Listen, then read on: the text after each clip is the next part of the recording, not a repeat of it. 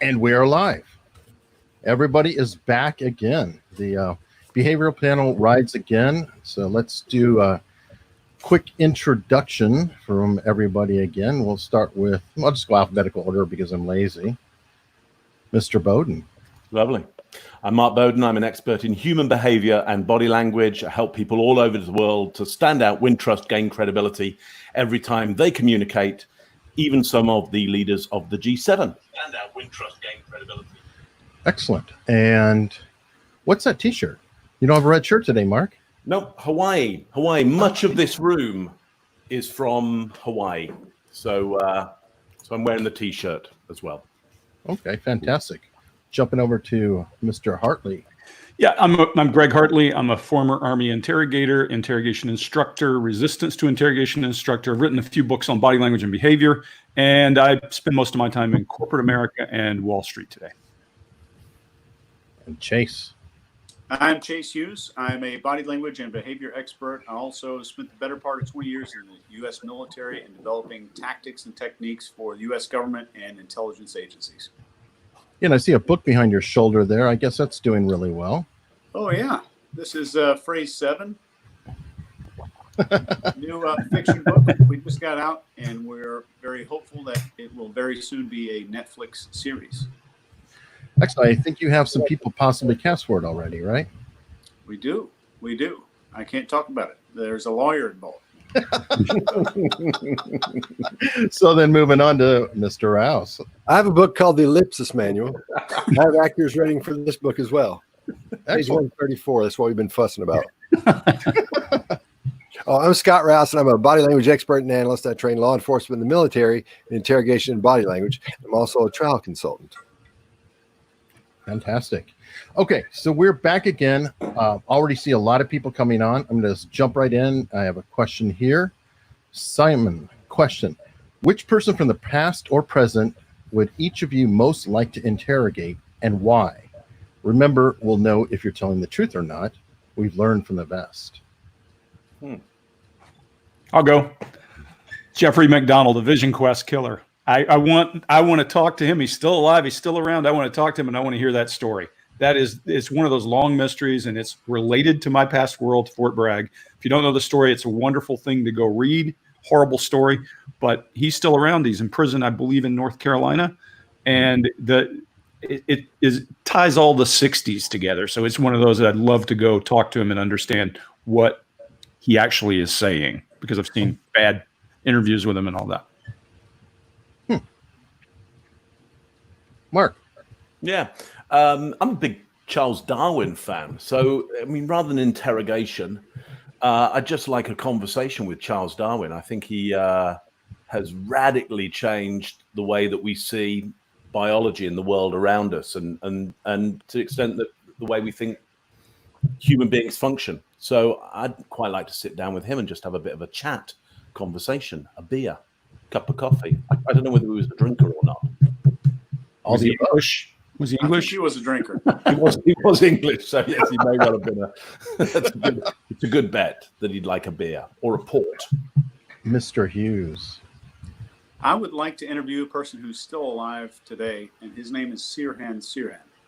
Oh. He was the guy who killed Bobby Kennedy, and there is a mountain of evidence that suggests that he was a Manchurian candidate, and I think that could very well be true. I specialized in creating those kinds of scenarios for a very long time. I teach that kind of thing, and I would love to interview him. I had it set up. He's in prison in San Diego, California. I had it set up, and I showed up to the prison, and he wasn't feeling well, so it didn't happen. I'd still like to go do it.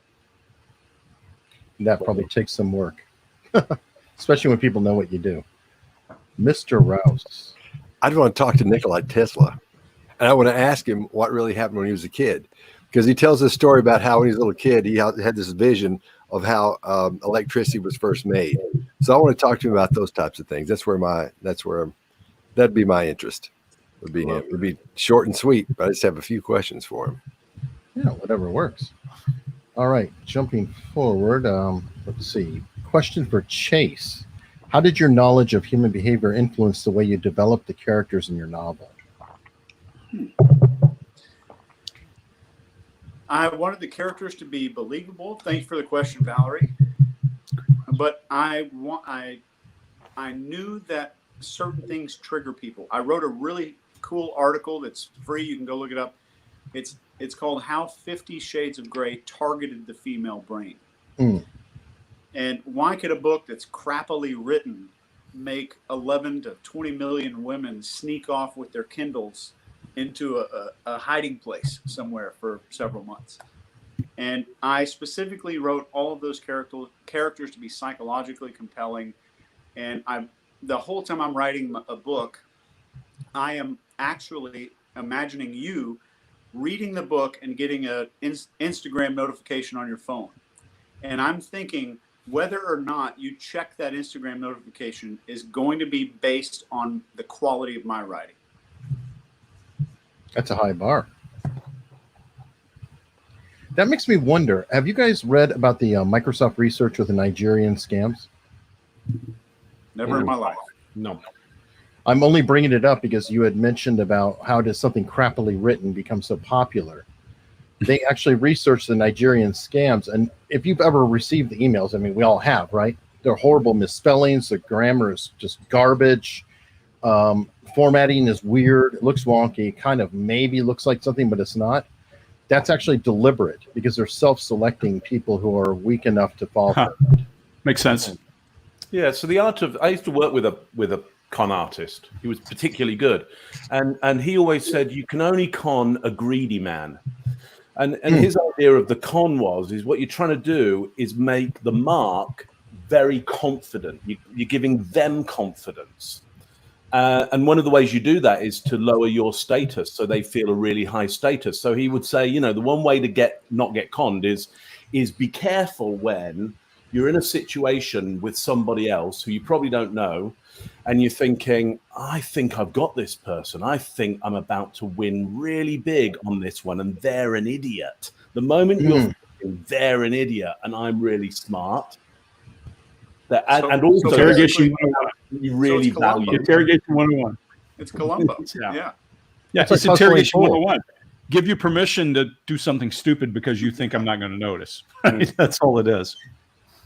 That's true. And I think, Chase, reaching back when I interviewed you before, the hardest people to control or manipulate are the ones who are uncertain. I think we fell upon. Yep, absolutely. Because they couldn't come up with a decision at any point. And I've talked to other people who do social engineering, and it screws with them because it breaks their timing. Like, Yeah, well, for sure. I don't know. Maybe I should call somebody. What do I do? Yeah. And then not only do you have to give them confidence, you got to give them certainty, which harkens back to my favorite quote. I open every interrogation training with this quote from The Art of War. It is, build your opponent a golden bridge upon which to retreat. Yep, that's a great one. I still think all this, go back to Maslow, when a person belongs and you make them feel safe enough that they feel comfortable, that they figure where they fit in the triangle, that's when you get people to tell you whatever it is. And I think that's exactly what you're doing, Chase, is that golden bridge. We all have said before, this is permission to do something stupid. I think most things are that. That's the reason. Somebody's going to screenshot Greg doing this and make an Illuminati. Yeah. What I was laughing about was Greg talking about the OK sign and I was thinking, oh God, he's going to be white power Greg. Yeah. Well, there's the problem. People look for everything. They're going to find a connection to something. You know about that meme, right? Yeah, I just saw it recently, and was like, I saw something where there was a person at a football game or something doing that. Yeah, and they actually shut it down, went into a full-blown investigation at West Point because of it. Yeah. And it all came out of a 4chan joke saying, hey, that's white power, guys. It's a P and a W. Yeah, no. That OK sign has been around forever. And, when the military use it, you do that kind of thing. When you're doing hand signals. When you're working in the field and you're actually doing military operations, there's a whole lot of hand signals that mean something to us that don't mean anything to other people. And we can signal each other. Trust me, that was an OK sign in my whole Army career. And I spent a long time doing it. You'd go, I see 3 people walking. We could talk. Eggman would call that an emblem, of course. Yeah. or gesture is what I I mean, that's the difference between signals and emblems can mean different things in different places. Like I always say, What is an emblem? 4 stars is 4 stars, and it means one thing in the Marines, and it means another thing at McDonald's. Culture's everything. Culture's Culture's everything. Oh, in the Middle East, you give them one of these, you get your hand cut off. Or one of these.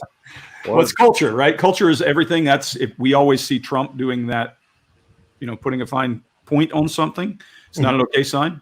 And if you watch people around someone, you generate your own culture, and you can even introduce new emblems, gestures, and they'll pick them up. So you can tell when people have been insulated. When we captured prisoners, and people would say they don't know each other, but it's like flashing gang sign. They're using some strange hand signals that only they're using. That's incriminating. You know that they're connected.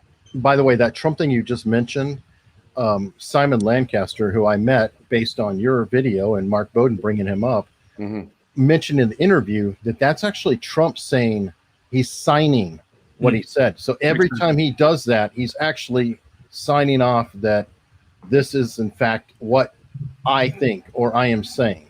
And if other people do, he doesn't do that same thing. I thought that was fascinating.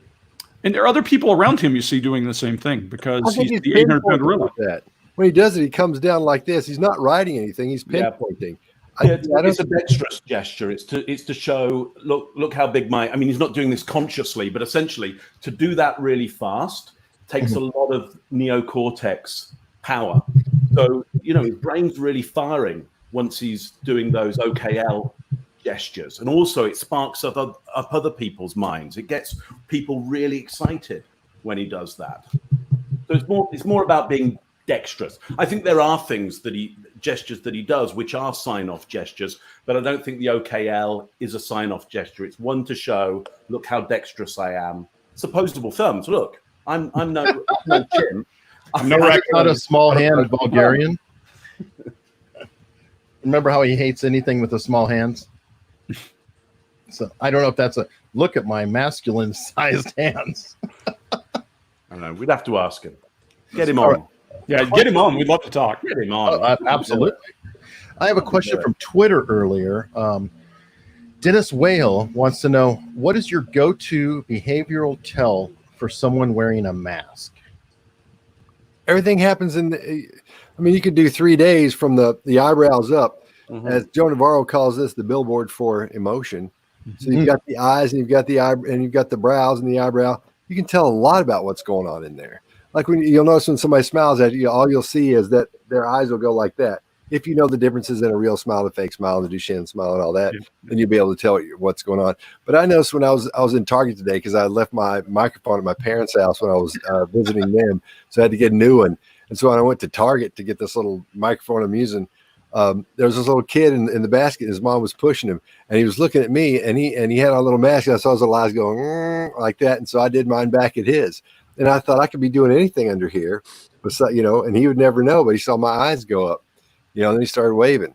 So you can tell a whole lot that's going on just from here up. And that's the first thing you see from across the room. It's one of the first things you see when you enter a room. And Greg does a whole lot of that in one of his books about when you first enter the room, what you're looking for. And one of the first things you're going to notice is the eyebrow. What is the flash? What's happening up here? Are they happy, sad, concerned? Are they wondering about something? You can tell so much just from there up. You can see a whole lot. Well, and don't get me started on eye movement. I'll leave that one off. Yeah, okay. Thanks. Well, and Mark, do you use that for presentations or meeting people? I know Jordan Harbinger, I think some of you may be familiar with him, talks about how he practices with a Post-it note on the doorway, that every time he's going to go through the door, he puts his head up, looks at the Post-it note, opens his eyes, and then comes through into the room.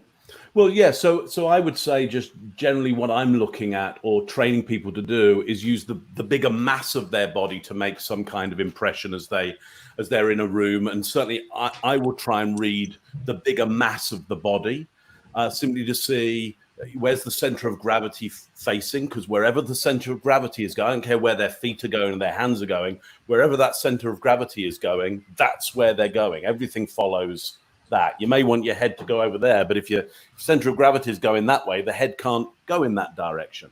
So where's the center of gravity? And then what's the rhythm and cadence of the physical movement? What's its rhythm? Because that you can see in quite a big picture. You can take in a thin slice of a big picture of lots of people in a room and go, what's the general atmosphere here? Rather than, because, you know, with lots of people in a room, it's very difficult to read everybody's eyes or everybody's eyebrows. But the big picture you can read immediately. And we'll all be doing that unconsciously anyway. I guess if there's a fee attached, I might be doing that more consciously, you know? For sure. Yeah, I think the energy of a body, all of those things, you can see so much. I think all of us will have points, but you can see so much. Face is part of it, but there is a hell of a lot more going on in your body than just your face. Well, Navarro loves the feet. He's always saying, watch the feet. The feet tell you everything, where they're going or what they find the door. Yep. Yeah. And I think, you know, a lot of Joe's work came, as he says in his books, he says, look, you know, this is from me watching people during interviews and interrogations for a career in the FBI. And so you could quite imagine he's got a lot of people sitting down and there's a table, and what can he see? Well, maybe he can't see the center of gravity so well, but he can see you know, the legs moving, the legs shifting. So his lens has come from that. You know, I wouldn't quite agree that the feet tell you everything. They may well be a brilliant thing that other people would miss when people are sitting down and not realize, well, we can see their feet. I remember Chase pointing out in the Prince Andrew interview that we did that he could Chase was counting from the down because of the artery in the leg. It pumps through a hell of a lot of blood, and it brings up. I thought that's brilliant. That's brilliant. That's genius. You know, that's similar to like a flush or something, right? It's just blood being rushed to the area and having to deal or cope with it. Is that a fair analogy? A little bit more than that in that you can see the pulse of it, whereas in a flush, my understanding is you can't see the pulse. You're seeing that moment of when skin is taken to a specific part of the body for a specific reason. A lot of times people think of like when somebody's getting ready to swing at you, somebody's getting ready to start fighting you, you'll see them get a little flush, but then you'll see that go away. And that's when the trouble's coming, because all the blood is running to their muscles and getting them ready to come at you. On the nostrils. Or... Yeah. See, I would right before that for the lowering of the center of gravity. And when because, you know, when people are being aggressive, but they've got their chest high and they're also pointing to their chest and opening out the chest, like nothing's going to happen. And even if it does, people are going to hit parts of the body that don't get damaged very easily. But the moment the center of gravity drops, and Chase looks amused. He just looks amused about all this. I don't know if he agrees. Or... Well, no. The thing is, Chase has some great training on this. Chase. Yes. Yeah, we have a whole course in violent behavior prediction, and that was a result of 19,000 hours of police body cam footage. Yeah. But that's one of those things. A lot of those, 100% of the behaviors that we identified are not affected by somebody wearing a mask at all. And I think all four of us, I don't want to speak for anybody, but if we were all paid to do an analysis of somebody sitting in a cross-examination or sitting in a courtroom, somebody has a mask on, it doesn't make that much of a difference at all. Well, this is the thing you control the most in your entire life is your mouth. Yeah. At least most of us. There's some people. I just got finished with, we're in the middle of the first federal case being tried in Tennessee during the COVID thing. And everybody in there has got a mask. Well, for the first half of it, they got a mask on. They start taking them off because they feel safe and all that. You know, they get used to being there. But you can still tell a lot. Like when you look at the jury, you're trying to decide, once the jury's chosen, they're put in the box, you try to decide who's going to be the foreman or the forewoman, whoever's going to be the foreperson. And I nailed that one. And we talked about that the other day, because I could tell it wasn't just in the face. It was the whole body, what it was doing. And the guy had been in the military. And having known that, though, you can see the way he's sitting and see those things. But he showed everything of being the alpha, and he was going to be the one in charge. And this was from day one. We didn't find out, especially who it was, until toward the end there. Is it based on him, Scott, or the way people around him or her defer to the person? It was based on him, on the way he was acting, because it was day one, and there was it's not the alpha gets the gig, it gets that every time, but you could tell this guy, he'd been in the Air Force for a long time, and he was out now, and you could tell he was the one that was going to be in charge. You can just see it on him by the way he's sitting. The alpha usually doesn't move a whole lot; he moves the least during in the group. What's happening? You'll notice when you're also looking at him, or when you're trying to find out who's in the group, and Chase has talked about this before as well, you'll notice all their feet will be pointed toward that person, and a little bit of their torso will be pointed toward him. Not a lot of that going on in this situation, but just by his mannerisms when it first started. So that was one of the people when you go through voir dire, which is when you choose a jury. I wanted to keep that guy because I knew from his background, knowing because we find out who all they are and what all they do. I knew he would be honest about everything, and he would be the least one that would be manipulated by the other side, or whoever was going to try to manipulate him, and he would be the one that would be solid. And I was really happy with that because I actually scored on that one really big. It was one of those things like, I can't believe you guessed that, but if he broke it down and said, "Here's why," they go, "Oh yeah, okay, that makes sense." Did I ever tell you my funniest story I ever had for body language was on a plane with an attorney and big name guy, and I said, "So what do you do with body language?" He said, "Let me give you my best everything that happened to me." It was a murder trial, and I was there, and I was pretty sure I was connecting and closing with this woman, and she was crying, and I could see her nodding her head, and then they found the guy guilty. And when it was over, I talked to her and said, "What was going on?" She said, "I was crying because I was wondering how you could defend that bitch who was that guilty." So there's a real easy, and Mark and Chase and Scott doing this probably more than anybody else, you would say, it's really easy to misread too. You got to be careful and not project onto those folks. Your question, Eric, about people and proximity is a good one. I could tell you what rank somebody was in a compound in the first Gulf War by standing in a tower and seeing how much space there was around them. Yep. It's really easy. Humans stay away from people who can make us miserable. Yeah, but so I always say people follow the strongest, clearest signal in the room. That's not the best signal or the most intelligent signal, just the strongest, clearest. In order to be a leader, you must be followable. You don't need to be smart. That makes sense. You don't need a good idea. You just need to be followable. And so, when we talk about this example with that Scott was telling us, my guess would be is you've got somebody there who's easy to follow. And so the other human beings around, which are just trying to economically find a leader, will start to very quickly mirror their movement, join in with their movement. And when they say who's going to lead this, it's going to be very obvious to them on an internal, unconscious level who's in charge. Perfect. I got a bunch of questions to go. Well said. Let's get in here. Dana Ellis asked, Chase, IMK files. Yeah, Chase, you're just adorable. By the way, he's Chase Hollywood. We're going to start calling him because a lot of comments are his fans. Chase, IMK. I don't know if there's a code in that. Files and photos that you obtained from Colgate University. 1, how have you used that information? And have you made it all public? 2, what is the most useful information from the research? Dana, the files I obtained from Colgate University were written by a man who was part of MK Ultra. His name was Dr. George Estabrooks.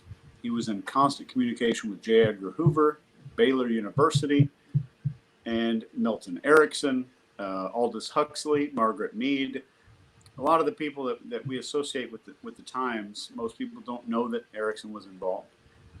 I use that information to bring, because if we just consider the telephone that Dr. Estabrooks had when he wrote that paper in the 40s, and the iPhone 12, 11 that we have today, I want to bring persuasion to the same level. We should be evolving persuasion and influence at the same rate as a frickin' cell phone. So I evolved that to kind of upgrade his program. But one of the most useful things from the research was his plan, which I'll post on my website. I'm happy to do it, but I haven't made it public. His plan to J. Edgar Hoover to hypnotize and program a German submarine captain to take his boat back to a German harbor and torpedo all of the ships. And I thought that was absolutely fascinating. Was that And the first he Manchurian wrote- candidate? Sorry? Would that be the first Manchurian candidate example? The first example was a U.S. Army officer. He split. They call him Officer Smith, probably a fake name, that they would send him over enemy lines with this alternate personality. And then he would be carrying this secret information. No matter what happened, supposedly in a torture or something, this other personality wouldn't come out that had the information. When he got to the other side, the other guy would say the moon is clear tonight or whatever, and that this other guy would pop out. And that's kind of how that stuff works. But he never published the mechanics of it until those papers, and those are the papers that I found and dissected and wanted to update the training. Now you realize, Chase, that I'd say what is today, Friday. I'd say by this coming Tuesday or Thursday, you're going to be on the front of like one of those Star magazine, and you're going to be involved with your hands to hand. You're involved with Oswald. There's Greg doing that, and Mark and I are just sitting there going like this the whole time. I don't know what to say, but you'll be on the front of one of those. Here's the guy. We found him. You're going to be part of all that crap going on in those things. Yeah, you're going to be the toast of the town. You're going to be every one of those shows, or at least toasted. If you guys will allow me a 60-second segue here, that if I can do that, if there's people with multiple personality disorder and one of them has clinically diagnosable glaucoma and the other one doesn't, it's proven fact. Some of them have clinically diagnosed diabetes and the other personality does not. These are actual facts. You can go Google it, look it up. And there's been 2 cases reported where one personality was blind to the point where their pupils didn't respond to light. So if that is possible, what could we do with somebody with depression or somebody suffering with extreme anxiety or phobias? If diabetes is possible from a psychiatric standpoint, what's possible from a helping people standpoint, where it's not a disorder anymore, it's actually something that helps people? So that was the angle that I initially approached it at. All right, now this is for Greg and Mark. What do you think he's doing to us?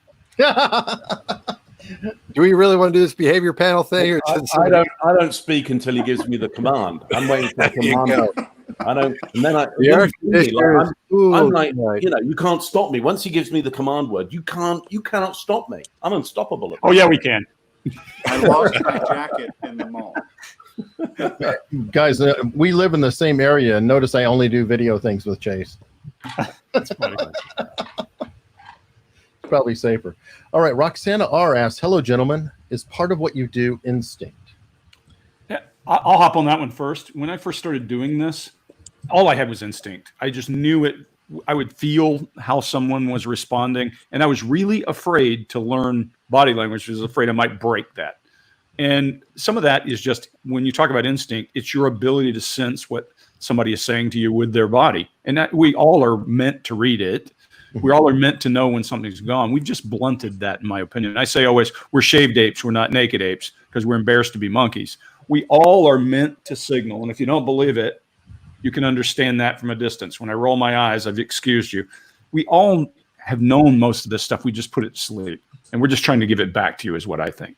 I think you're right. And I think what happens is there are 2. This is the part that gets horrifically boring, but I'm going to get into it anyway. The fusiform gyrus is that part of your brain that collects all those little things you see in someone's face moving around to let you know what's happening. Then you have the mid-temporal gyrus that gets all the big movements and things. And then those things, as they collect them, send them back to this little thing about as big as a BB in the back of the base of the brain, called the locus ceruleus.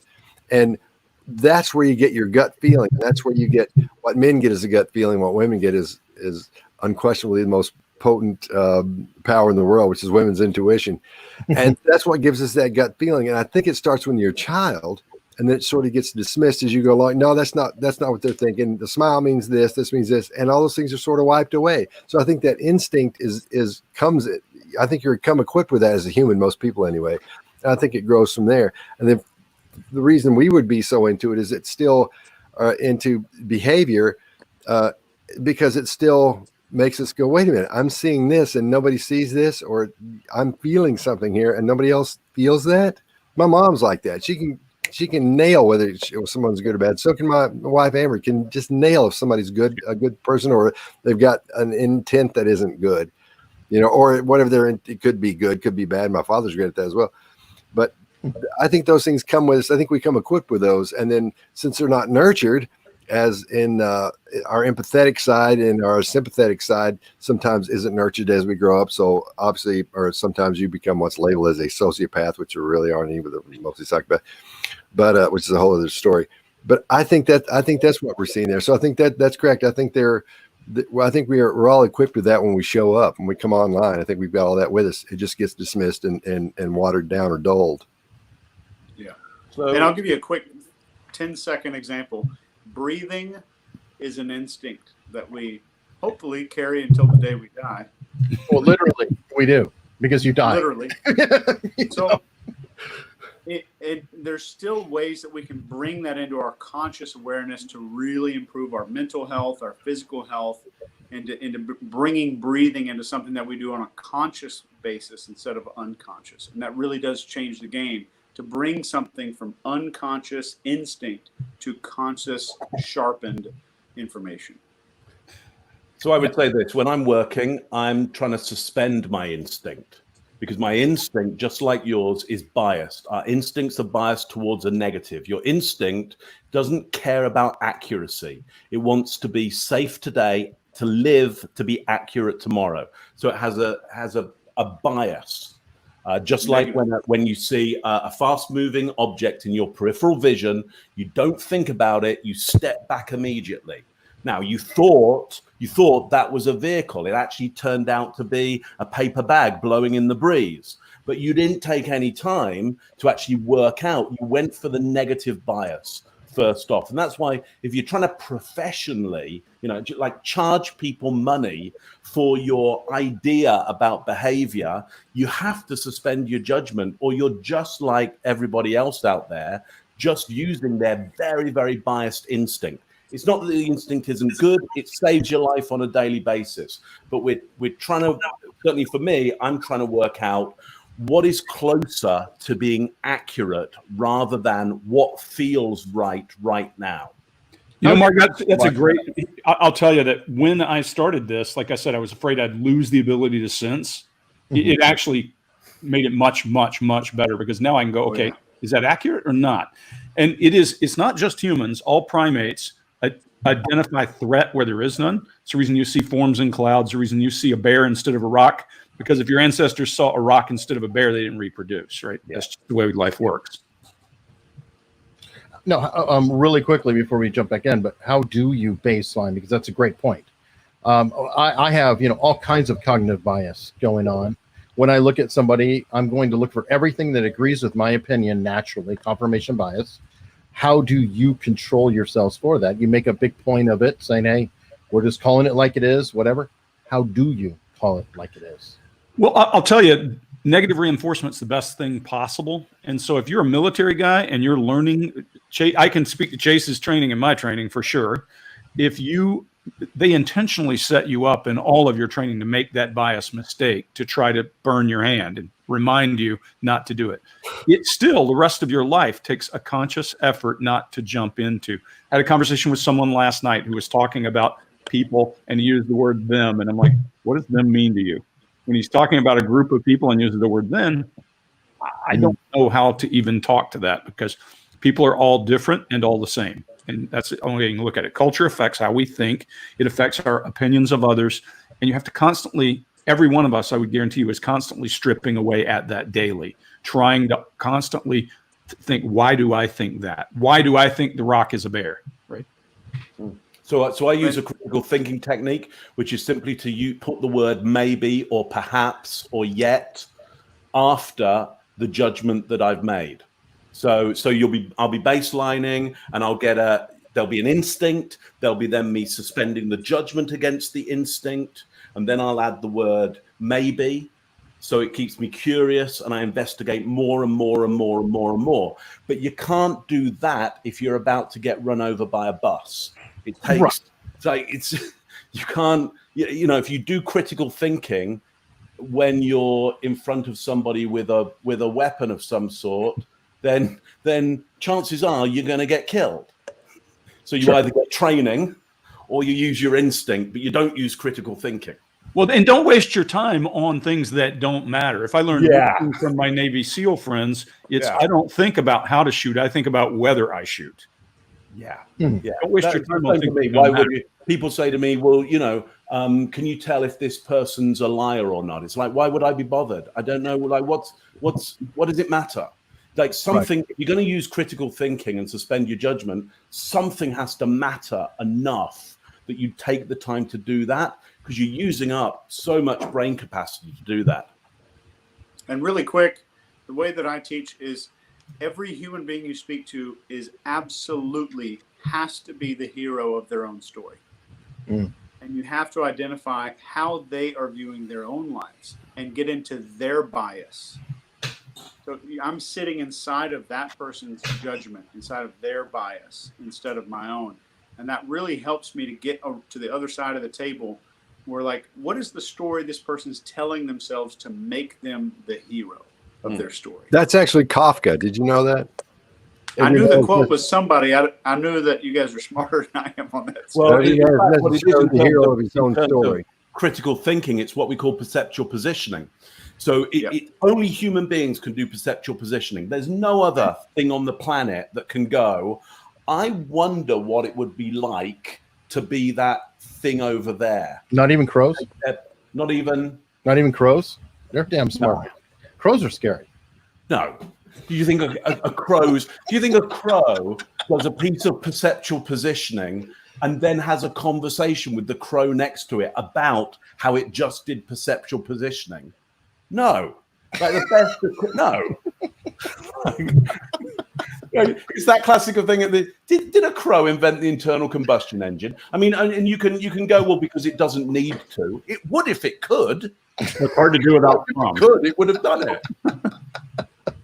Moving forward, Brett M. He would love an interview with Scott Peterson. Would be interested to see that one from you all. Okay. Well, when we doing those things, we already know what the outcome is, right? You know, yeah. And so, like when we did in McCann, so many people are under the impression those people like killed that kid, and so I don't believe any of us had that impression.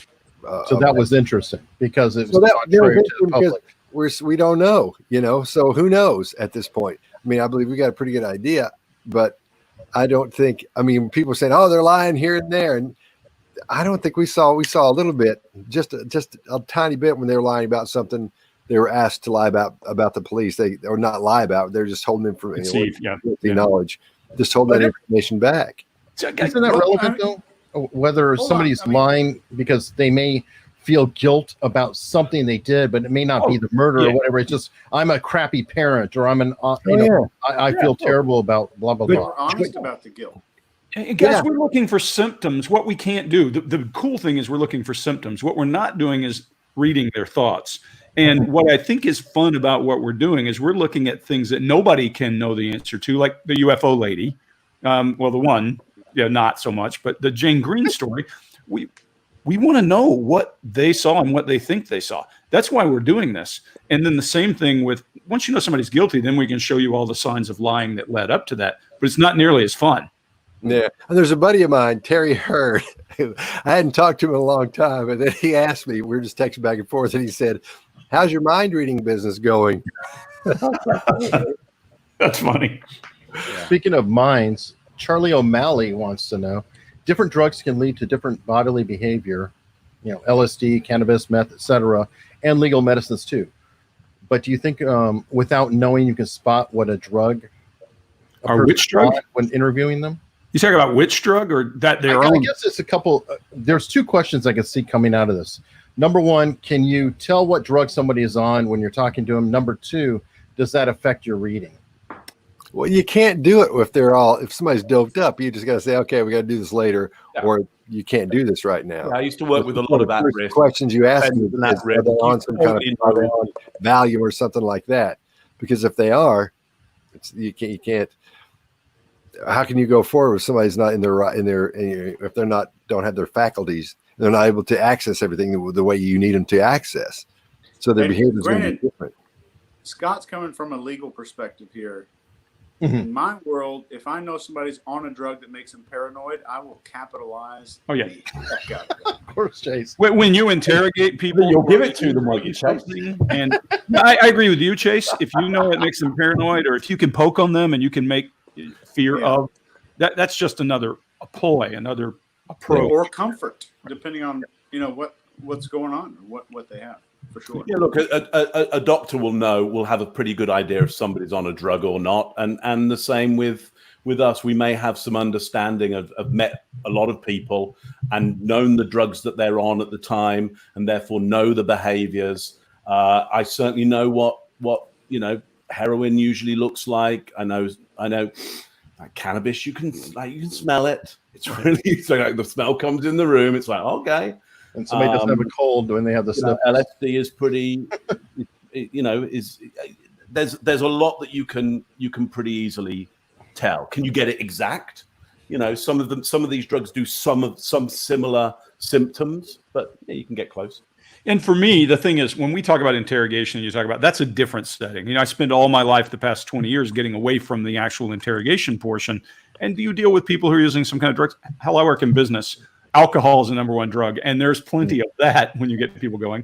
And we always said back in my interrogation days, the best truth serum in the world is alcohol. You can get people to have poor judgment and suspend all their inhibitions with just a few drinks. It works wonderfully. And then you use quid pro quo. I tell you something that sounds like it matters, and you tell me something that does. The elicitation techniques work wonderfully over drinks. I get more information that way than I'd ever get in an interrogation room.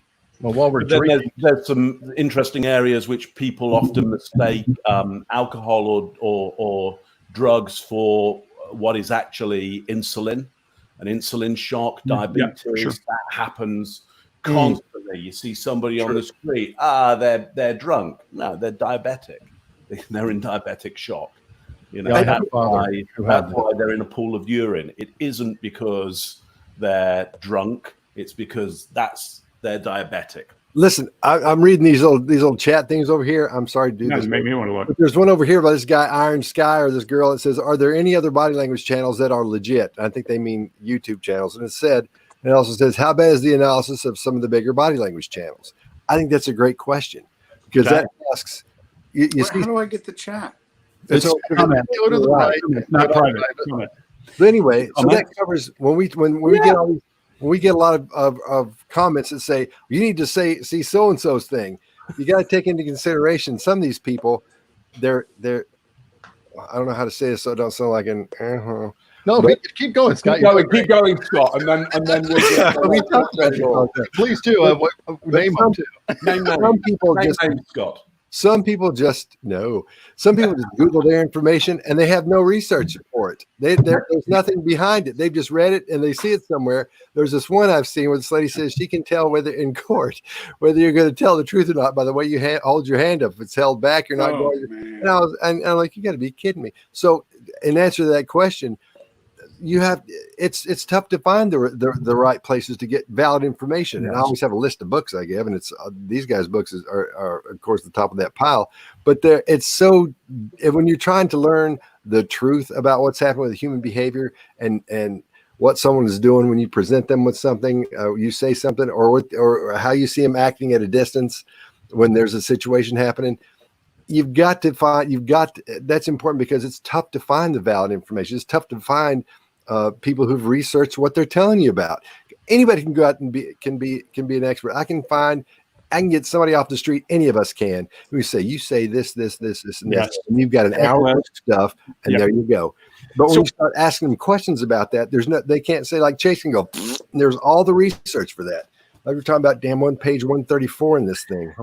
So two things are coming out, guys. If you see a person who is analyzing body language and reading down the list, be suspicious. Be very suspicious because they've prepped a bunch of stuff and they're bullshit. Explain that list. Explain that. So I run down a list. Adapters, barriers, illustrators. I'm literally looking at a physical list. You can tell when somebody's looking at a camera and looking at a list. If you ask one of us a question, you see us scrambling around our little brains and going, well, I think it's this. I think you said it best 2 days ago, Mark. Real expertise is when you can change gears in the middle of what you're talking about and not have to prepare. So you can show us something and we'll say, I'm not going to be 100% here, but here's what I'm going to tell you. And we're going to use what we know to apply. There's a big problem. The whole 10,000 hours makes you an expert thing. I've had people challenge me. Well, you hadn't have 10,000 hours there. I interrogated 10,000 hours. Come on. I didn't sit in a classroom for 10,000 hours. No. So I always look at people and go, okay, there's lots of ways to learn this. I don't use the same words an academic will because I learned to do this a certain way. I will tell you that when you go out there and you start seeing absolutist, I scratch my nose. It means I'm lying. Turn that channel off right then because they don't know what they're talking about. That's old school. Somebody made up something 100 years ago and they believe it. Here's what you should be looking for is people who are trying to apply context, people who are looking at the mechanics of how it works, and they're talking using similar language, but it's not constantly repeating the same thing over and over and over. It's you get into the absolute. Somebody get into the absolute. Oh, sorry, dude. Sorry. No worries. How about instead of worrying about the channels that aren't good, are there any that you can say, yeah, they're not bad?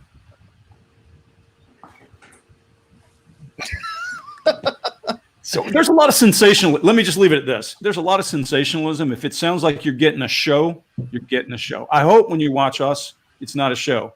I hope that when you watch us, you hear us talking and chatting. Guys, I'm going to tell you a piece of truth. This is for us. We're having fun. Yeah. We're glad you like it. But this is for us. We're having fun. We're talking to each other. And at the same time, we're not saying like we're the only valid thing there. No, not at all. Not at all. But we're not going to analyze other people. Guys, there are a lot of people out there. I mean, we know all. You hear us say Joe Navarro, Jack Schaefer, who works with Joe. I've worked with Jane Driver, Tanya Ryman. We've had Lena Cisco on our show. There are a hell of a lot of good people out here. So don't take it from us that we think we're the pinnacle of everything. No, these are good people and who have a long track record doing this. There are a lot of people who sensationalize it and make it into, if you do this, you're doing that. Yeah, stay away from those guys. That's all I can say. That's what the absolutists will tell you. Just because when they do this every time, shove their shoulder up real quick, it means this every time. So it just could be a part of them thinking. You have to be able to separate that behavior you're seeing. So again, we're not saying we're the best one there. We're not at all. Go look at Joe Navarro. The cat gets like 37 million, views on like 114 minutes. Joe's an institution. Yeah, man. He's the guy. He's like he's the Joe Navarro of body language. He's up there with the Joe Navarro of our I'd say Navarro's up with Ekman in terms of kind of legendary. Yeah, he's on the Mount Rushmore. Those are the two cats on there, man. It's Ekman and then Joe Navarro. Desmond, still. Desmond Morris, yeah. Still. I'd love for us to get him. God, I'd love to talk, like you said, Chase. Well, this is hey, somebody asked a question. Yeah, I've got somebody asked. I'd like to hijack there. When you first start questioning to baseline, what are your go-tos? Non-pertinent information is your baseline. Hey, I might do this. Hey, Mark, what did you do yesterday? There you go, Mark. There's his baseline, right? This was normal for Mark. Yeah. And what I'd do is then I'd say, okay, so last Tuesday, or talk about something you have in common. Sports. When I go into a corporate office, guys always got pictures on his wall. I call it I love me wall.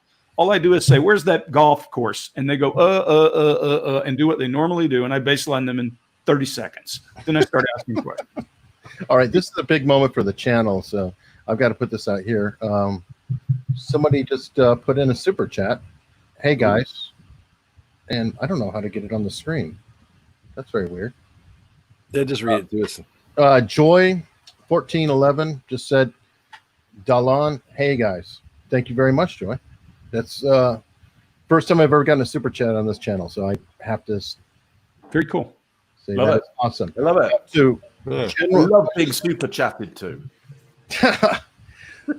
Johan Diedrichs, what is the most hilarious body language read you have done on a serious analysis, interview / interrogation / training? Hilarious. I'll go first. Yay, please. So this was the most amazing indicators that are also very funny to me are a guy named Colonel Russell Williams. The killer in Canada? Yeah. He would steal girls' underwear and then go and kill them. And, he goes into the interrogation room. He wants to examine all the evidence really close, never makes a denial. It's the most textbook. And I've seen a lot of interrogations, a whole lot, as much as anybody here. And I'm telling you, that video is one of the one of the best examples of how to speak and the cadence and the attitude of the interrogator. That interrogator does a great job, and the confession that happens at the end is fantastic. He just finally said, the interrogator's asking, well, we need to know where the body is, Russ. And he goes, do you have a map?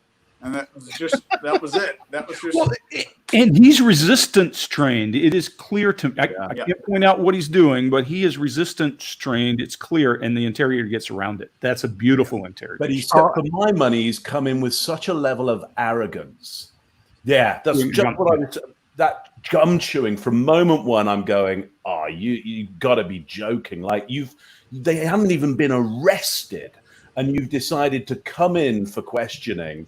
And you're chewing gum. It's like you're already in trouble because you think you're better than this. And the guy that's doing the interview, is he's not even that old. He's not. Usually you see the old guys coming and go, dang, dang, dang. This guy is awesome. He just goes right down the list and just keeps bringing him in and bringing him in. And he's like, okay. Oh, it's. And what are we going to do, Russ? What are we going to do? He goes along. It's a great. That's a great one. If you've never watched it, it's boring. We're interrogator geeking on you. I'll guarantee you, because you don't want to watch an hour of this. But for us, it's beautiful. It's well executed. Every one of us knows it. It's a wonderful interrogation. Yeah. The funny part. The funny part, Eric, when you talk about interrogations, people leak information when you're talking to them, and usually it's not body language that's funny. It's something stupid they say. And I always tell these guys, we named everybody in an interrogation room. People get nicknames because that's how you remember them. You don't remember the person's name, when you're in a prisoner of war situation, and they all come up with names. And Scott, I always think of brilliant mind. Brilliant mind. We were doing a TV show for the History Channel, and it was 9 expatriate Americans trying to hide information about something they had done for 24 hours. And we knew they couldn't because they didn't expect what we would do. And this one guy who was very smart, and he's 22 years old and a lecturer at London University, pretty impressive. We pushed him and pressured him about how weak he was physically, and he screamed out, I have a brilliant mind. That's what we called him the rest of the time, to mock him. And he had told everyone, I'm going to beat these guys because I'm smarter than they are, on tape. We didn't know that. And when he surrendered to the oldest trick in the book, Good Cop, Bad Cop, we got to see that he thought he was smarter than us. And he later said, well, I guess I'm not as smart about what they do as they, and he had to eat a little crow, to your crow point. Awesome. Hey, I like crows. We're going to jump forward, and I'm going to start with Mark on this question. Anne-Marie Greenslade. I would love to hear your opinions on the Queen's body language. She is so famously poker-faced and gives nothing away, but I wonder if she leaks any emotions at all. Let Mark take this one. Sure. Watch her when she goes to the races. Okay. When she goes to the races, she's a different emotional being. So she loves the horses. She's been a breeder, and that's her passion, is the horses. So if you watch film of her watching her horses, you see somebody completely different, especially her back in the day when her mum was alive as well, because her mum was into the horses. And you'll see her get so excited and rush over to her mum and go, "Mummy, mummy!" She becomes a child. She rides at 90 plus. It's yeah. So I think there's an interesting cultural thing there, because obviously she has been culturally trained. And by culture, I don't mean just trained, British trained. I mean the culture of the aristocracy, and not only that, royalty. This line goes back and has been managing Europe essentially for millennia. So there's some cultural training there that nobody else gets. I'm British, but I've never been trained as one of the aristocracy or royalty. So you've got that, but does that mean she's emotionless because you see that when she's being that royal face? No, you only need to watch her at the races and you go, it's a kid. And I mean, that's an interesting thing as well, is within persona theory, we hold these personas for there's still a 16-year-old inside me. There's still an 8-year-old. There's the version of me that went to college. They're all still inside me. And there are some elements that kind of bring it out, and then sometimes somebody said the other day, was calling me middle-aged, which is true, and inside I was going, hang on, but I'm still 16 inside. There's still that version of me and this version of me. So, and the key is can you elicit that from somebody? Can you ask the right questions, do the right behaviors, so that facet of them comes forward? Human beings, they're just fascinating, including the Queen. Awesome. Next one. Lovely. Vince SZ, I don't know how you say it. Question. Would you do a live baseline in on Eric? I already did it.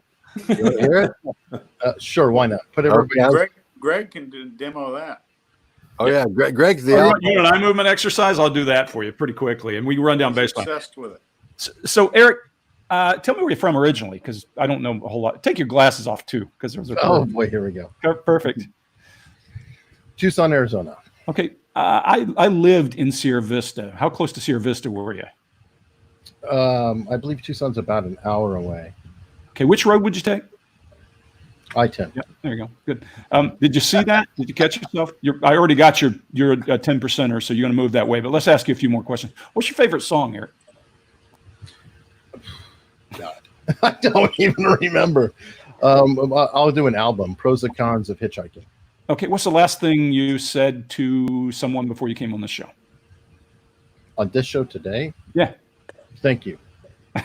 Are you guys seeing where he goes for his baseline for memory? He's going to the right. And so in that's just eye movement, guys, just for this. And so all I'm doing is looking at where he's going for information that he's recalling. In his case, most of what he's doing is visual accessing there. That when I asked him about questions, he went through a little catalog about the places there.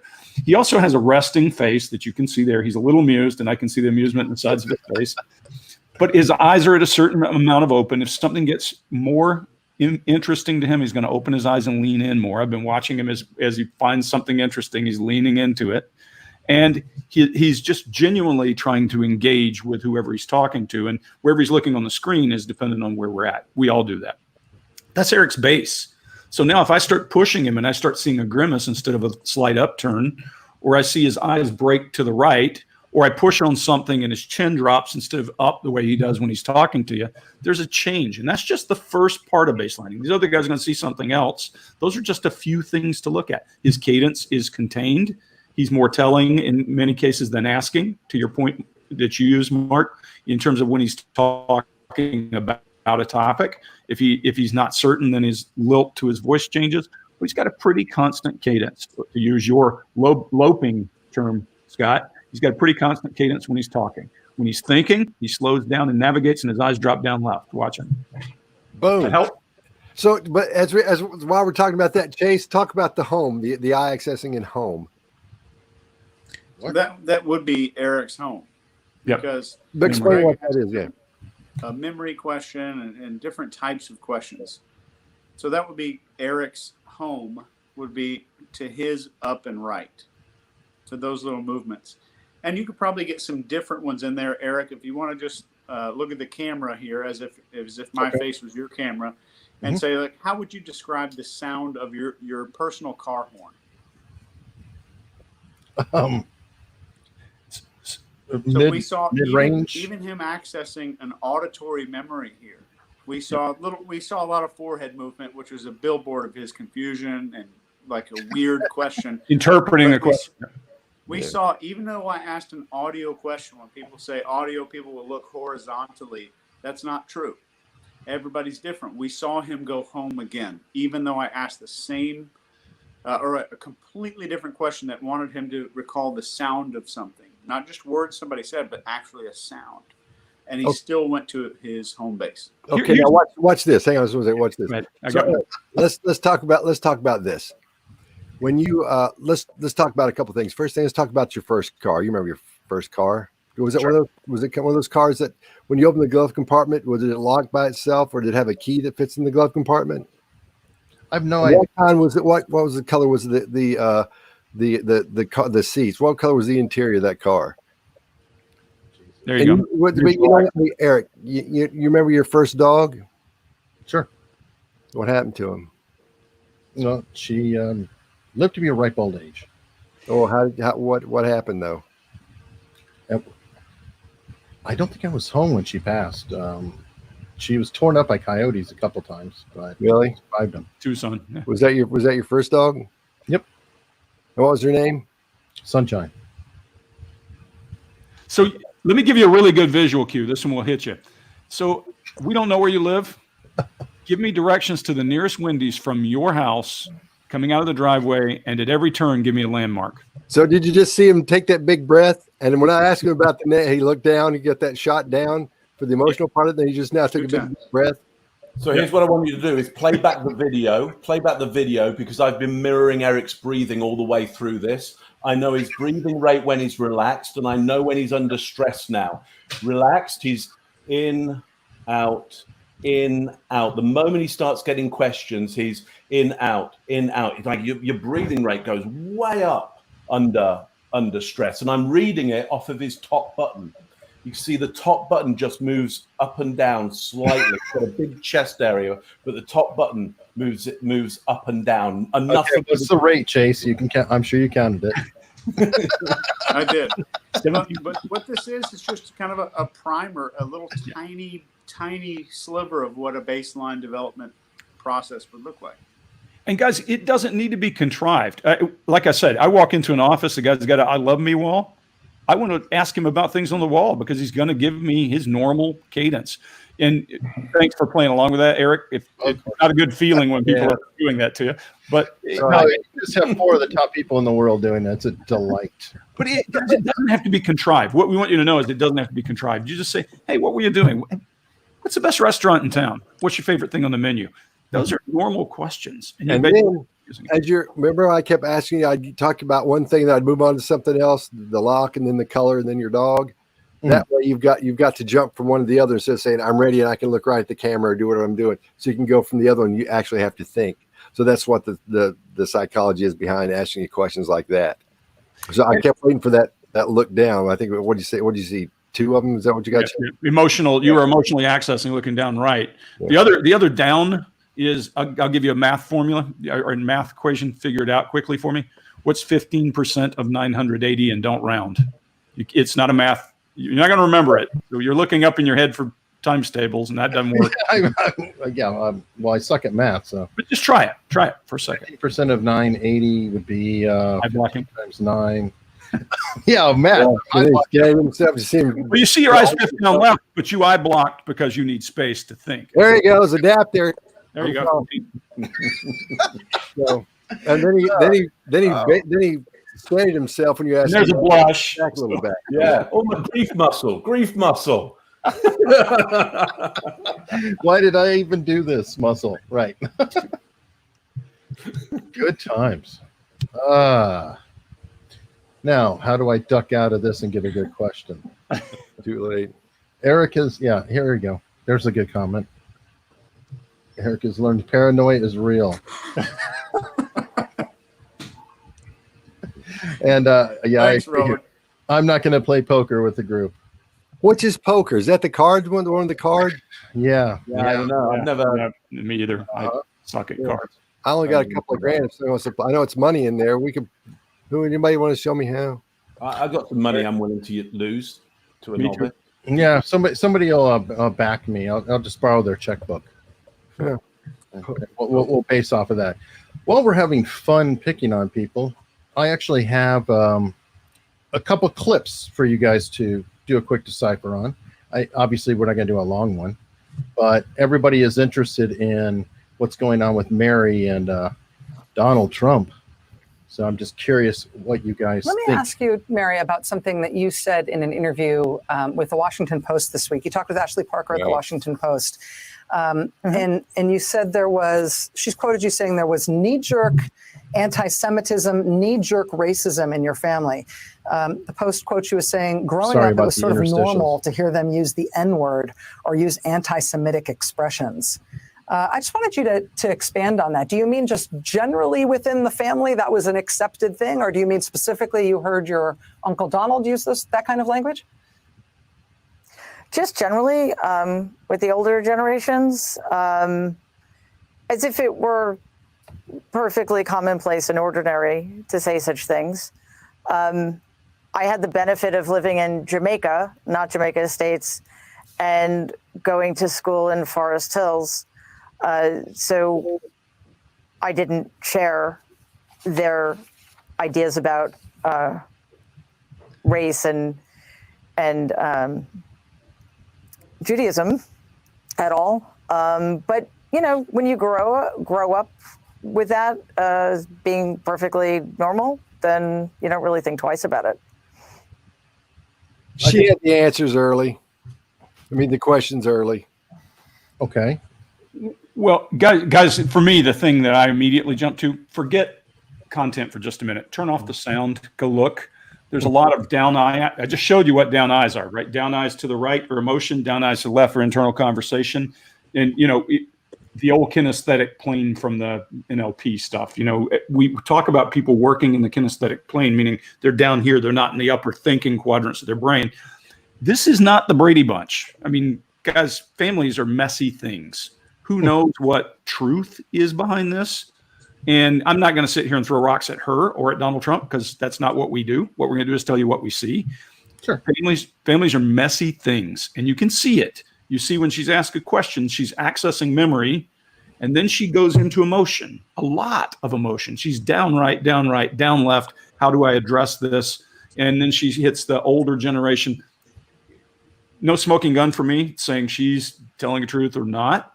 What I do see is a lot of baggage and a lot of whatever there is. And that's not because that's when you hear me say there's a lot of baggage, I'm not attacking her personally. She's a psychologist. I'm sure she understands this as well or better than we do. But when you have feelings, they show. And this has got a lot of feeling to it. Does that make sense? Okay. Eric, you got to call on people, or we're going to. Oh, I'm at the end of the questions here, except for. Oh, well, I'll give mine then. So I agree with Greg. There's a tremendous amount of baggage here. Can't say truth or deception because it's so emotionally clouded. The question, a good couple of follow-up questions would have given us some really good stuff to look at. She was more emotional about the school she went to, Something Woods. I've never seen this clip before, than anything else that she was talking about. Something about that school is a really big deal. Okay. Scott, any thoughts? Yeah, I think she was loaded early. She had the questions before she asked them, and you could tell that because all she's doing is remembering her answers, not just in general. But I haven't watched any of her stuff, but I'll bet you $100 she'll say almost the exact same thing when that same question comes up, because she may have had questions she suggested they ask her. I'm sure when they had their conversation together, because I haven't really watched any of that stuff. But that's what I would think, because she was almost rattling those. She was talking in groups as she went. This answer here, then she'd go to this answer here, and she wasn't loping, what I call when you start talking about things and it's just a really smooth thing. It wasn't that they were all jumpy, a cluster of words, then a cluster of words, and then a cluster of words. It really wasn't. She hasn't said those answers out a whole lot when she hasn't written them down, but she knows the answer. That's what I'm seeing in there. So inconclusive is kind of where you guys are all following. I think it's clear there's emotional baggage between this whole situation is what I see. In terms of, is she telling the truth? I agree with Chase. I would not go down the path without controlling the conversation to say whether something's truthful or not when somebody has emotion associated. You've all seen the thing where you try to count the number of passes with the basketball between people and the monkey walks through the room, you don't notice.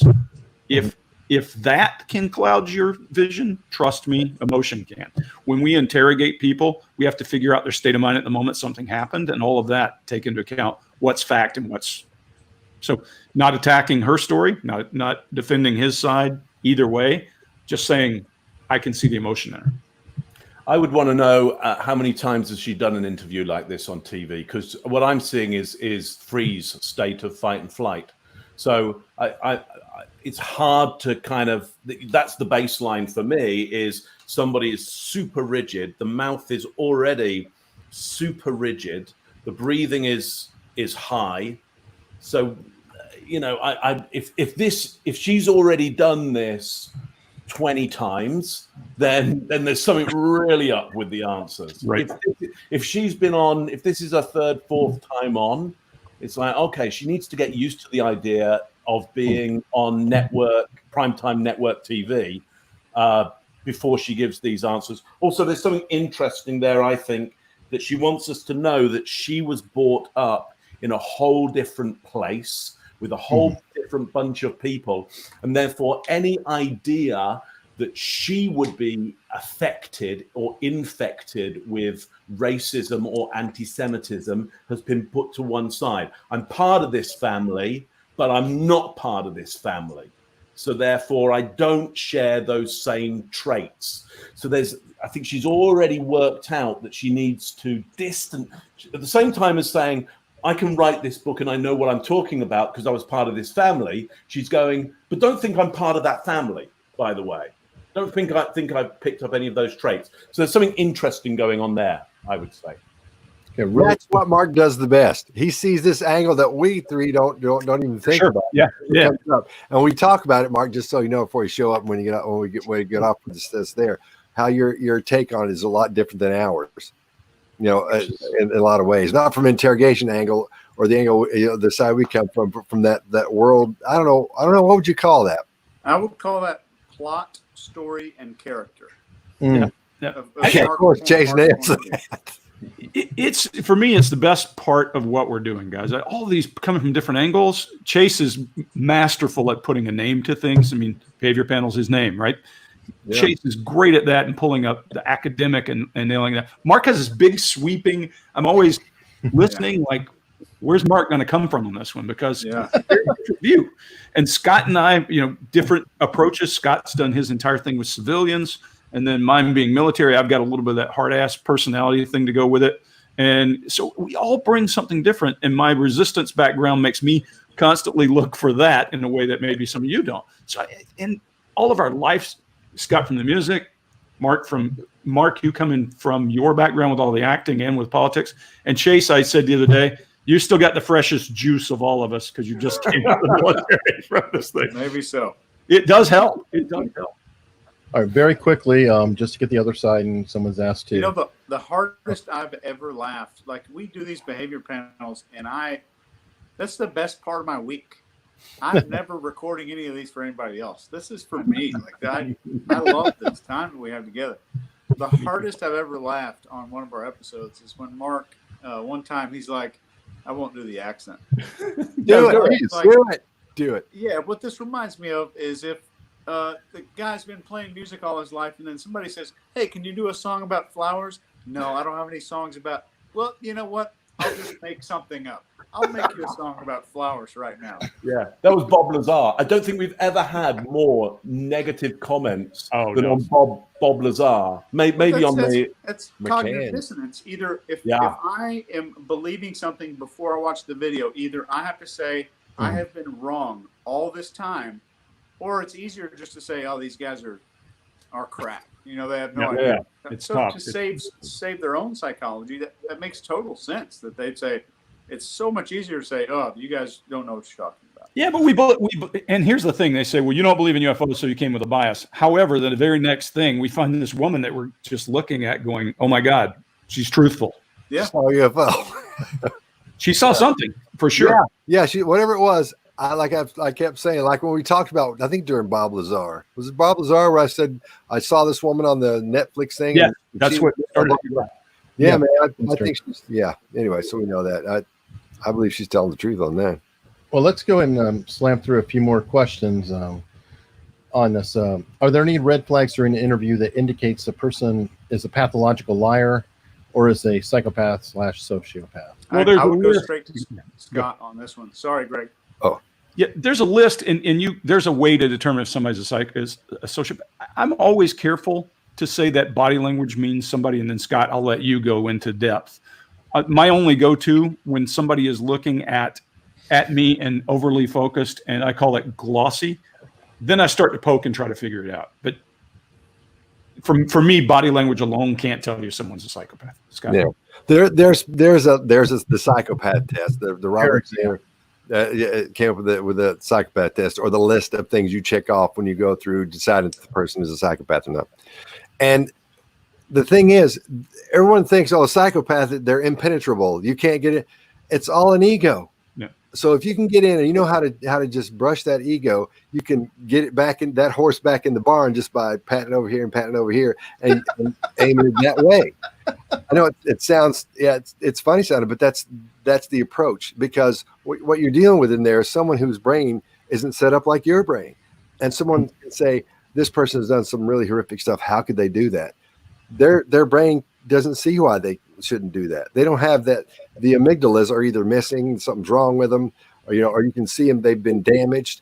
And so you don't have that empathetic part of them. It doesn't exist. So that doesn't, and when you can ask them questions, like Greg always gets shits and giggles when we talk about when you talk to a psychopath, because one of the things you need to find out if they're glib. You can't just be asking, you say, hey, are you glib?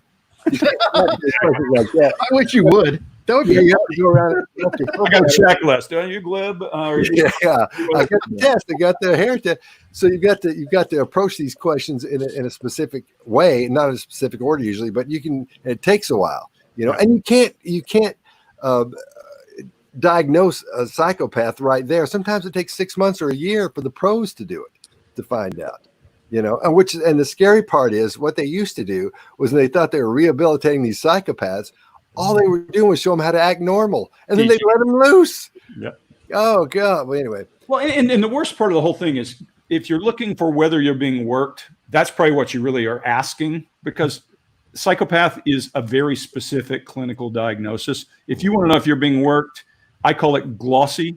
If somebody looks and feels too good to be true, be cautious, because people aren't like that. If they look like an 8x10 glossy of themselves, and I always say shit doesn't stick to their fur, then you should be concerned. Yeah. And most people think the psychopaths, if you were to give a psychopath a knife and send him into a room and start stabbing everybody. Oh, yeah. And some of these guys are the most charismatic, funniest people you ever meet. You love them. Absolutely love them. There are 2 or 3 that I've been involved with that, man, when you meet him, you just go, it's like meeting Mark or something. You go, I love that guy. Mark's probably not a psychopath. Mark is looking a little glossy today. Yeah. but it's that feeling you get and you go, geez, you kidding me? I love this person's awesome. But that's a lot of times that's what you'll see. That's how they'll get to those different stages in businesses, and they're always trying to put themselves in a position of power, be it anything like Hare says, from the bellman to the cop to the priest to the whatever. They always want to be in a position of power. So and part of that is understanding the way the way to treat humans. For example, usually when psychopaths find out they're psychopaths, they don't realize they're that a psychopath till they're in their mid-20s. And it usually goes down something like this. Let's say if one lived in Nashville, they'd probably live downtown on 2nd Avenue. There's a lot going on. Probably get like a loft or something up there because there's a lot of action down there, right? And then they'd come outside, and let's say it's a Friday night or a Saturday night, and before they leave, and they don't know they're a psychopath yet, right? Then they'll say, I think I'm going to have Chinese. I'm going to do Chinese food. So they'll come down 2nd Avenue. And as they go down 2nd Avenue, they see some lights and stuff, see a couple police cars and an ambulance and people standing around. And as they walk toward what the scene or whatever's happening, there will be let's say a little child's been run over. And the child is obviously dead. It's a semi-gory little situation. The mother is weeping over the child, and they're trying to pull her off and get the child covered up. And this person will look, the psychopath will look at that, and he'll know something, or she will know something important's happening. But that's all that, and they'll go, you know what? Feelings. I think it's going to be sweet and sour chicken. And they'll go get sweet and sour chicken. Then they'll come back to the house. They'll eat the sweet and sour chicken. 90 minutes later, they're in the bathroom trying to mimic those expressions they've seen on that woman because they don't understand what's going on. They'll be in the mirror trying to do that. That's an example of what they may do. And it won't bother them like something's wrong with me. They'll say, I need to blend in better with this. What are they doing? I don't know how to do that. I'll learn how to do that. That's when they start mimicking your emotions or what you show as an emotion. For example, there's a guy that I knew that I'd been dealing with, and I didn't realize what I was dealing with until we were talking about taxes once. I think I've told Greg this story. And as we're talking, I said, damn, the taxes, man, they want, you work all this stuff and they want half of what you got. And I said these very specific things. Cut to 6 months, and I said it to this guy, to a specific person. Cut to 6 months later, and there's a place here, a restaurant called the Palm, and when I was in, they had these booths in part of the Palm in the bar area, and we were eating supper, and I heard somebody behind me, and somebody said, "Damn it, taxes! I can't believe I have to work." And this guy said everything I said, and it was the guy I'd been dealing with. And I said, "Well, there's a big red flag." Then come to find out you've been doing, which isn't funny, all these really horrible things, which I wish I'd caught, I'd been aware of earlier, so I could have helped stop that. But now this cat lives, well, that's being dealt with right now. But anyway, so yeah, but it was, he did some horrible. I mean, I'll tell you, we'll talk about this later on, but just horrific things to make a long story short. But had I seen that earlier, I would have been able to help fix that problem a lot quicker. But yeah, so psychopathy, shoot, I'll talk 3 hours about it. I'll shut up. I'm going to roll through because we're running tight on time here. Just different comments. Rowan Mayfair said, "Please do Jada and Will." Who is that? That's the people that want to get sued by the Scientologist, I think, isn't it? They'll come after us. Yeah. No, Yeah. I don't know if Will Smith's a Scientologist, but yeah, it's Will Smith and his wife. You are all delightfully entertaining. They already Thanks, know. Roxanne. Thank you. Oh boy, Muchaba Alam. I have two. Chase, are you going to upload the MK Ultra documents? And Scott, during the conversation about big channels, you mentioned having a list of books. Do you know where I can find it? Yeah, good bibliography would be handy. Yeah. All right. Yeah, just go to I'll tell you what. Go to scottrouse.com and it'll say an email. Just DM me there, and I'll give you a list, or I'll put a list up on my blog at scottrouse.com. Give me till tomorrow, and I'll have you a list up there. SCOTTRUSE.com. Yeah. Cool. Chase, MK Ultra. I do release some of them. Some of them I don't want to get out. I even took the originals. So. Okay, and Rowan Mayfair. By the way, thanks, Scott. I now use looping daily vocab. Loping, I think you mean. Yeah. Oh, loping. Okay, yeah, like it, of course. Okay. Oh, cool. Nice. All downhill. What's it like for your wives/partners? Being with a body language expert must be challenging. I can speak for mine. People ask, can you turn this off? You can. You learn to turn off looking and analyzing everybody you come in contact. My wife will go and say, "I think this guy's full of it. Go talk to him," and turn on everything. So she has a natural tendency to be able to adapt to it. I've never baselined her eye movement or any of that in 20 years of being together. It's probably why we're still together. She's a Scott patient. has a video that might disagree with your statement you just made. Don't you, Scott? I think you had a little statement of some funny noises about, can I turn it off? Oh yeah, that I did a video on whether you can turn it. You can't. You can turn it off. You have to turn it off the house. You intentionally turn it off. Is what you have to not look. Yeah. When you're at a party or something, and I'll use Greg's thing, when you're and somebody says, and everything's great, you're with your friends, you're hanging out. Oh, sorry, am I on now? No, you're on. You're on. Okay. And then when you're hanging out, and you've been there for a while, everything's fine. Then somebody says something weird, then everything goes ding, ding, ding, ding, ding. Everything comes on, and you're like, okay. And then you'll say something like, "Wow, really? Tell me more about that." And then Amber always goes, "Stop it, don't," because she knows exactly where it's going. But of course, in my situation, my wife's a private eye, so she's way into this as well. So it's not, not a whole lot I can goof off and get away with, but she's got more on you than you've got on her, I think. Yeah. I figure of all the things Dina puts up with, this is the least. Well, Dirk here has a very important point. Don't forget to hit that like button and hit subscribe while you're there. Hit the bell. Moving on. Let me see. There were so many more that have jumped back in. Dennis Waywell, how do you choose your subjects for the behavior panel, and what's next? It usually goes like this. What are we going to do Tuesday? Because we do them on Tuesdays. And we've already got a little WhatsApp thing we go back and forth on. What are we doing Tuesday? What are we doing Tuesday? And we're like, I don't know. What do y'all think we ought to do? So this last time we didn't have anybody to do. So we started we've been talking about doing these prepping everybody for the presidential debates. That hopefully are coming up. So that's what we've done. These are actually shorter. Every time we get on, start doing something, we go, let's make these 20 minutes because, being an hour and a half, 2 hours is too long. You did one today was 12. Yeah, well, that's the one. But the thing is, that whole thing is like an hour and a half long, and I just chopped them up. So that's one session of those that we did. I just more lessons coming out of that about. Oh yeah. Yeah, that's just the intro, and there are more lessons talking about what an adapter and a barrier looks like individually. So yeah, we've got 5 or 4 at this point that Are you going to release them on the week, or are you going to do I think there's evaluations in between? Those are going to come out on Tuesdays, and we'll still do our regular things come out on Thursday. But sometimes I release it a little bit early without us saying anything, so the people who are subscribed get those before anybody else. There you go. Hit like on their channel, guys. Subscribe. Which at behaviorpanel.com. That take you right to our channel. Yeah, definitely. You already know what it is. All right. So, what is your favorite part of the interview style? Poking, my personal fave. Digging, etc. Okay. What's your? Mine is if we're talking about interrogations. I'm just assuming. If we're talking about interrogations, it's the first few minutes when they think they have control. Yeah. We're building a baseline.